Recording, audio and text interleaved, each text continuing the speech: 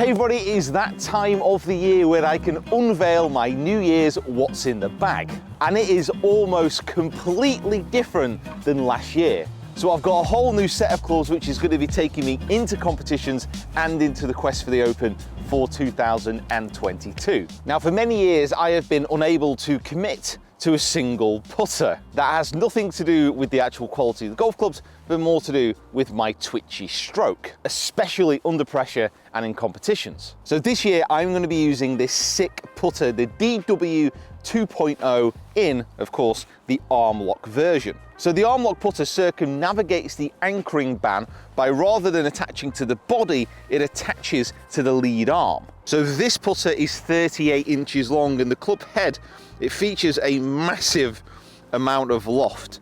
Really simply, because the left arm has to be pushed forward so much at address, it actually neutralizes the amount of loft which is on the club. And because this is a sick putter, it's got DLT technology, so there's 4 different lofts within the face, and this helps launch the ball very consistently no matter what the angle of attack is, according to Sick. Now, I'm not gonna lie, I am much more comfortable using a standard length of putter, especially for long putts. Because it's anchored to the side of the body, you've really got to turn through it to actually generate speed on longer putts and slower greens. Under pressure, that's where it really counts, and this putter seems to be helping me in that situation. So when putting, I obviously line up the golf ball and make sure that I'm aimed correctly. I step in, make sure my eyes are directly over the ball, get the left arm extended, put the right hand on, and you'll notice here how the arms and the shoulders, they make a triangle, all linked into the club, and then I simply just rock back, rock through, let the ball go. So I use an arm lock putter, simple. First shot of the morning. The first real surprise comes in the department of fairway woods. Now for many years I have used pink fairway woods and been absolutely delighted by their performance, but this year it is time to change and try something new, and that is why the Stealth Plus 3 wood is going in the bag. So I got fitted for the Stealth Plus 3 wood at the same time I got fitted for the driver, and I was really pleased with what was going on.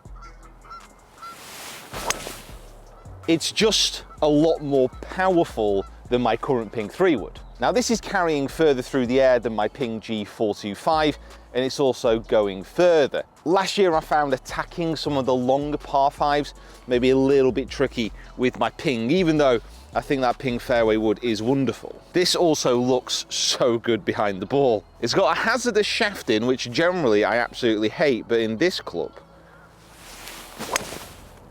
it seems to be working really well. And you can see the gapping with this club, it actually fits in really well with the rest of my set, from driver all the way down to lob wedge. So my driving iron, to be used on those windy days and also on those courses that require dirty, filthy stingers. We have the T200 from Titleist. Now I got fitted for this at the same time as my irons. It says 3 on the bottom, but this is a 3 iron about as much as I am a giraffe. It's been bent down to 18 degrees and it is just for smashing down fairways off the tee and then hitting low shots into greens. I still have an option for maybe softer and calmer conditions, which we'll get to in a moment, but this is it's just so good. So you can see just how much lower that ball flight has come out. It's going to pitch shorter, yeah, so about 215 and then roll out. Having a multifunctional club like this is so useful. The shaft is a bit heavier than I'm used to, actually 100 grams in a tensile graphite, but this is not the only weapon that I can deploy in this part of the bag. So the G425 Max 7 wood. So to illustrate the differences, the same hole on the simulator, the second at Castle Stewart, I've moved to 235 away from the pin. Now just look what happens. I'm using the same ball position. I'm going to use pretty much the same swing as I did on the normal shot with that T200. To the moon! And also to the water. Oh no, it's a bunker, we're fine. But look at the difference in the flight. So this type of club, I think for so many golfers, would solve a lot of problems. It's easy to hit, at 20.5 degrees, it's gonna launch super high. And it's also just really easy.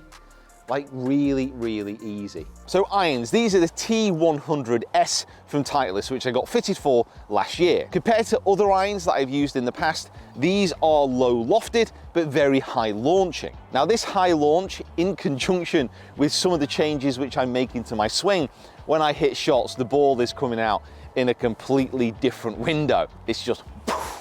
My irons run from pitch and wedge all the way to 4-iron. Shaft-wise, I've also got the True Temper AMT. Now this stands for Ascending Mass Technology. So from the shorter irons to the longer irons, there's a 3-gram difference within the shafts, and also the swing weighting changes. Now it's at this point that I really need to talk about the grips I'm using. Now these are the Jumbo Max Tour Series grips. They are slightly smaller than the monsters that Bryson DeChambeau uses. They're very big and they're very light. And I'm not sponsored by Jumbo Max, so please take this as a completely unbiased opinion. But since I've been using these grips, pains that I've had within my hands and within my wrists when I've been practicing, they have subsided. Now I don't know if that is just pure luck, and it's not all sunshine and rainbows. You can see here how there is quite a bit of wear on the grip, despite them only being about a few months old. But if you are struggling with hand and wrist pain, I do recommend giving these a go. For me, they've been very, very good. They've also allowed me to change my grip. Because it's so big, I can actually get the grip now running a lot more through the palm of my hand, and that allows me to keep my left wrist a little bit more stable through impact. Again, maybe that has had some impact on the way that my wrists and hands have been feeling. So quick jump inside to talk about the golf ball I'm using. So this is a Vice Pro Plus. Now I've already done quite a few videos on this. I did a build my bag ball video, which you can find here in the corner. And this has been one of the biggest surprises for my bag. It is a 4-piece construction. For me, I think it's a tour quality golf ball, and also got a Seahawk logo on the side of it now. Like, what more could you actually want? I'll tell you one thing I could actually want a little bit more of. The Pro Plus sign, the printing, sometimes it's not absolutely perfect, and it can run slightly on an angle to how the ball's been sealed. So that is one thing I would change. But apart from that, I think it's fantastic. Now the wedges are a surprise because I have ditched my trusty Vokeys and gone for a Dell. Now the reason that I've gone for a Dell is the fitting process was absolutely fantastic. You can see these weights here in the back of the club. So they're different densities depending on different swings. The lofts I've got are 50, 54, and 58. And again, these are different grinds depending on the shots that I'm most likely to be using them for. They're spinning so much. They're definitely spinning more than my Vokeys. On longer shots, I love the profile. They seem to sit nice and square. That was a terrible shot. That was awful. Take them back. Maybe the only slight issue is with this 58 around the green. It doesn't look quite as adaptable as the Vokey. However, the results are pretty decent. Also a slightly different shaft in these wedges. I'm using the KBS Tour. And again, this was all about the fitting process. I do recommend you watch that video because it is very, very in-depth. So now onto the driver. And for the place in the bag, we've actually got 2 contenders.